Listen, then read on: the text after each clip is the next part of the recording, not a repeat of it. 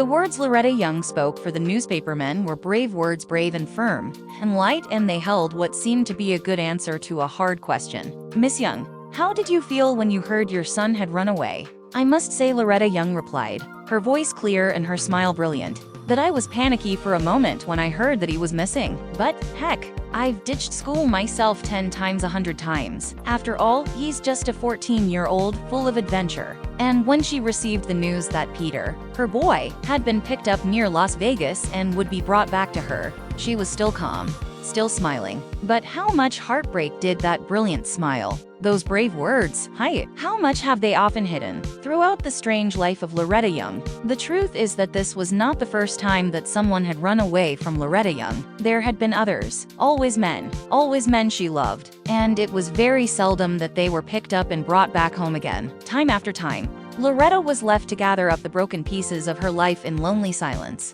while her brilliant smile and her brave words built a protective wall against the curious world. What went on behind the wall, she seldom said, but it was not hard to guess. Heartbreak, loneliness, pain. Was she to blame? The first man to desert Loretta Young was her father. Oh, he was not actually running away from his daughter, Gretchen, on that bleak day in 1916. Why should he? Gretchen, who would someday become Loretta, was only 3, a white-eyed baby with a penchant for climbing into mommy's high heels, clutching a flower, and reciting nursery rhymes for anyone obliging enough to listen. No, John Earl Young, when he quietly disappeared, was fleeing from something more than an adoring 3-year-old. He was running away from his beautiful, strong-minded wife, his home, his job, his entire family, his entire life. Any thoughtful person would have known that. But Gretchen was only a very little child, and children live in a strange and terrifying world. In the mind of a little girl of 3, everything happens because of her. If, for example, a chair collapses beneath her, she knows and cares nothing for the fact that the chair was broken. To her understanding, it fell because it was mean and wanted to hurt her. If mommy cries, the little girl does not reason that mommy is sick, or in debt, or has problems of her own. She simply believes that she has done something to make mommy cry. And if, one day, daddy fails to come home for supper, and then does not show up at the breakfast table the next day or the next, then the house is filled with the sound of a childish voice asking over and over, "Where is daddy? Why doesn't he come play with me?" But all the while, the childish heart, accustoming itself painfully to the loss, secretly believes it knows the answer. Daddy is gone because I did something wrong. Daddy will never come back because he doesn't love me anymore. Could it have made any difference to 3-year-old Gretchen Young if she had been presented with 1,000 reasons why her father deserted his family? Could there have been for her anything but the pain of believing that he had deserted her, and the half-conscious feeling that she was somehow to blame? When it seemed certain that John Earl Young was gone forever, his wife packed her things and moved to Los Angeles. She was determined to keep her family together and to deny her 4 talented, beautiful children none of the good things they deserved. They would all have to merely work a little harder. That was all. To supply them with the necessities, she borrowed money and opened a boarding house. To provide them with luxuries like dancing lessons, she registered them as child extras at a movie studio. Her plan seemed to work. The boarding house brought in enough money to keep them all healthy and well-fed. The 3 young girls, with their huge, wondering eyes and masses of black hair, were used over and over in motion pictures. Their earnings were not large, but with careful managing, they were large enough to help. And then something very exciting happened. Mrs. Young fell in love. The man she married was a businessman named George Belzer. With him at the head of her household, poverty was no longer to be feared. Now everything would surely be all right. The children would have a father again. The girls could give up their chores at the studio, their bit parts and walk-ons, and devote their time to the normal things, the fun and carelessness of simply being young. A very wonderful thing. But it didn't interest Gretchen. Gretchen, it seemed, didn't want to quit. Gretchen didn't care much about the money or the pretty things money could buy. Gretchen wanted to act because she had discovered that she liked it. A search for love. She found out that she loved to pretend, to dress up, to be somebody else, to see herself on the screen, and hear others say that she was talented, and to know in her heart that it was true. Surely she never puzzled out just what her work meant to her. But certainly she did not give it up. Worked harder than ever, she meticulously rehearsed for even tiny roles. Once, when she was alone in the house and a call came for one of her sisters to play a part for Mervyn LeRoy, she begged that the role be given to her instead. When she was 15, she got her big break. She was offered a romantic lead in a movie opposite Lon Chaney. It meant that she would have to let the studio pad her legs, fill out her bust with cotton, and advance her age by 3 years for publicity purposes. It also meant that she would have to change her name. Loretta was a better name for a star than Gretchen. She loved her real name. Her closest friends use it to this day. And the pads and flounces made her itch, but she said yes to it all. She was going to be a star. And she was too. A big star. So charming. No one would ever willingly go out of Loretta Young's life again. But this was not true. The procession was just beginning. The second man to leave was her husband. She was 17 when she met him, and at 17, love is the answer to all questions, the solution to all problems, the end of loneliness and emptiness forever. At 17, love is all that counts. And to Loretta, love was an older man, Grant Withers, the movie star. She eloped with Grant Withers. 18 months later, she divorcee. Her husband told the world nothing of the problems everyone had so dourly predicted for the marriage.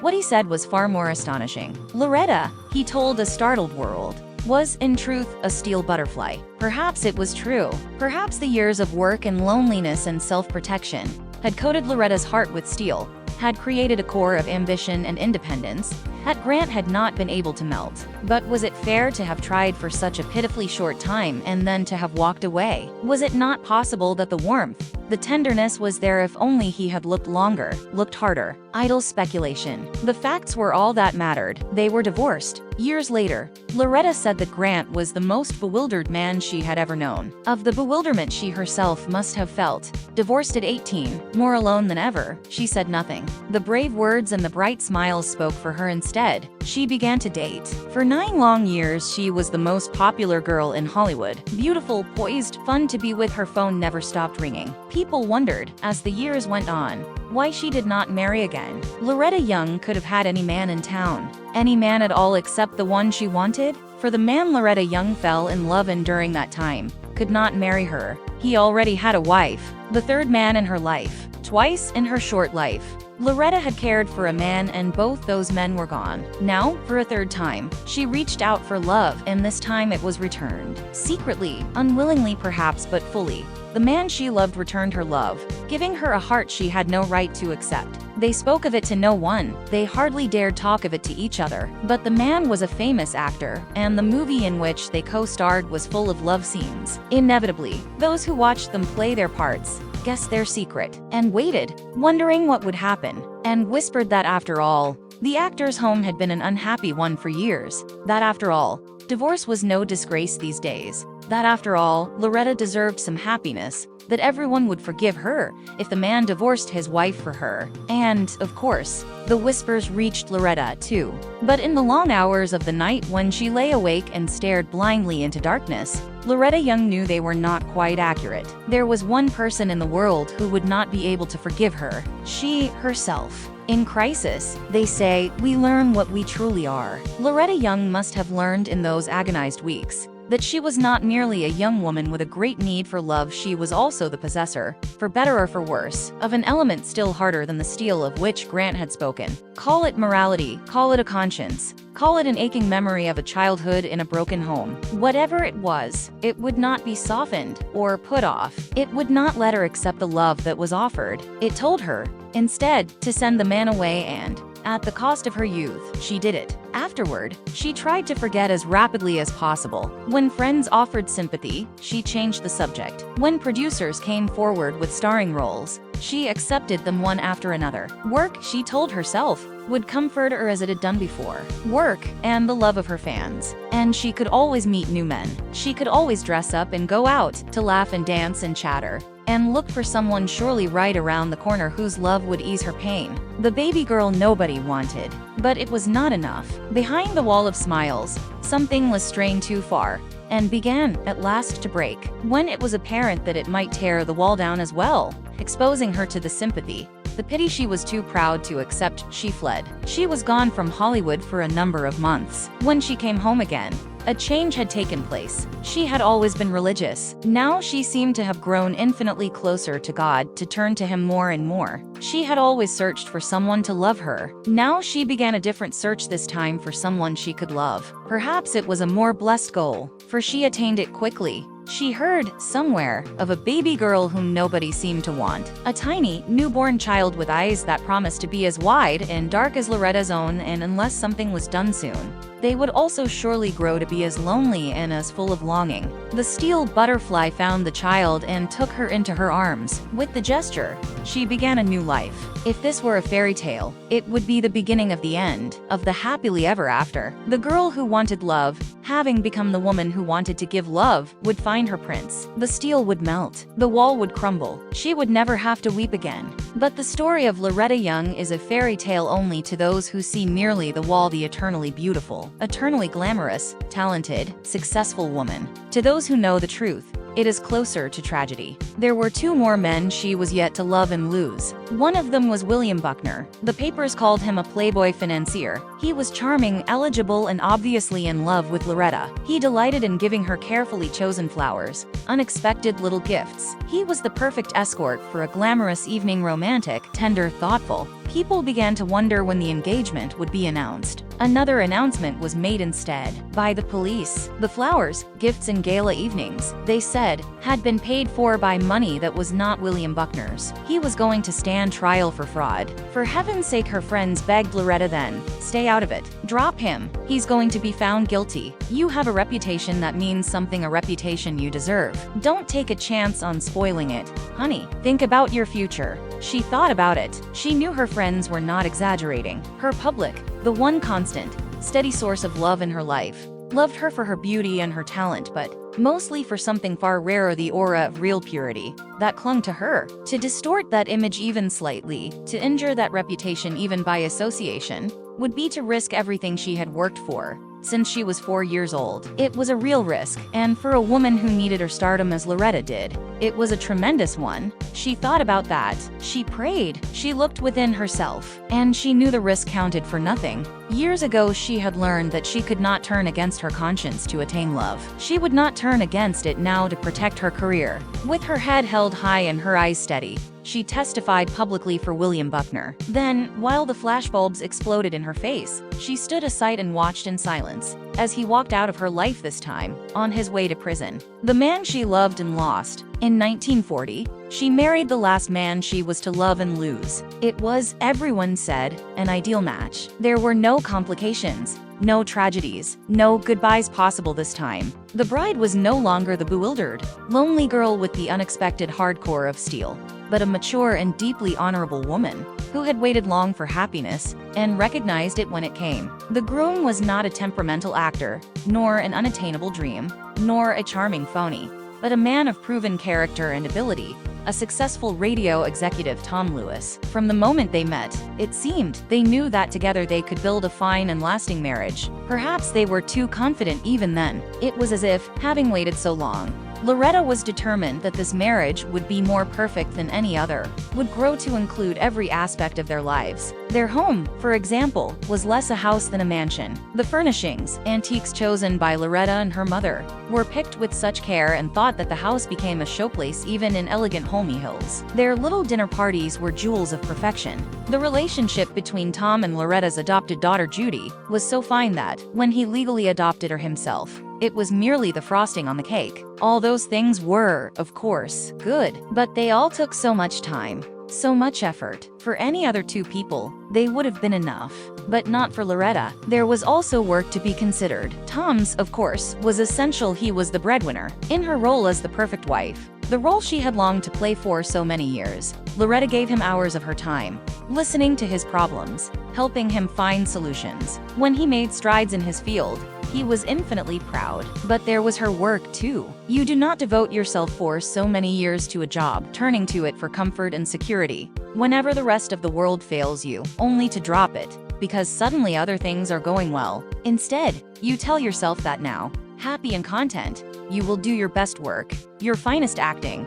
You talk over your scripts and interpretations with your husband, and when your marriage is 8 wonderful years old, you win your first Oscar as proof that you were right. Then, as the greatest joy of all, in quick succession, 2 sons were born to Tom and Loretta: Christopher Paul and Peter Charles. 2 wonderful boys, whom Loretta wanted to take care of herself. And still it wasn't enough. There was television to be considered, a whole new world for her and Tom to explore together. They would form a corporation and call it Lewisler, a combination of their names, as it would draw upon their combined talents in the making of TV shows. Was it possible they did not realize how few hours there are in a day? Was it possible that they never worried about adding to the inevitable problems of even the best marriage, those of even the best business venture? Was it possible they did not count on being too exhausted at the end of impossibly long days to spend any significant time with each other and their children? It would seem that it was very possible. It would seem that they believed, even when Tom's work began to call him more and more to New York,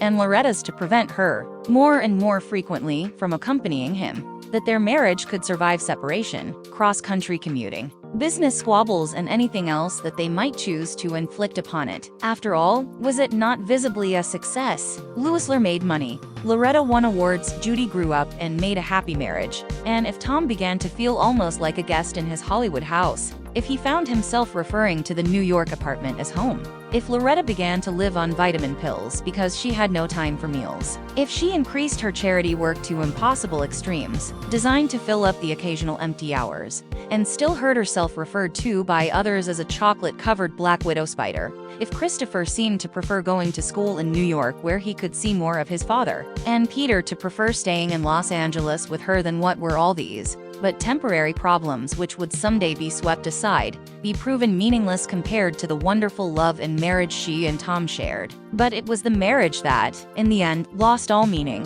All the other things came to dominate their lives: the duality of their careers, the physical and emotional distances it put between them, the constant strain and drain on her strength, and even her ability to sleep. All these things came to dominate their lives, but particularly the business partnership that was ultimately allowed to take precedence over the marriage partnership. That was a barrier nothing seemed to be able to surmount. In 1958, Tom Lewis sued Loretta for mismanagement of their corporation, Lewisler. Attorneys hastily claimed that both sides had known about the suit, that it meant nothing personally, that it was merely an unpleasant legal necessity for complicated business reasons. But when 2 people have radically altered their marriage to conform to their careers, when 2 people in love are also 2 people with separate attorneys and separate homes on opposite sides of a continent, then how can you tell where business ends and marriage begins? How do you know if love has been stretched too far and is forever gone? How do you determine when a boy runs away from school, if he is simply playing hooky, or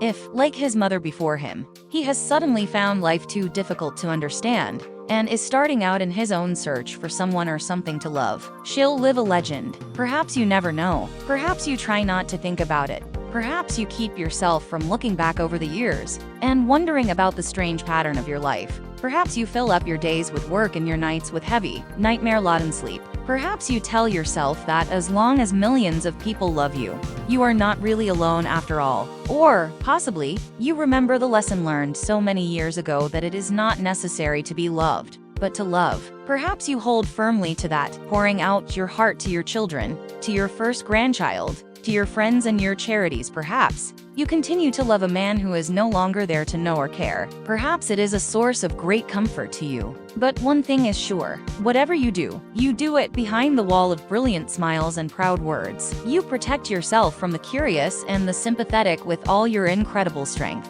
You go on living a legend, one of the most glamorous, the most beautiful, the most indestructible woman in the world. And only in the privacy of your heart does the little, lost girl who looks for love continue to live.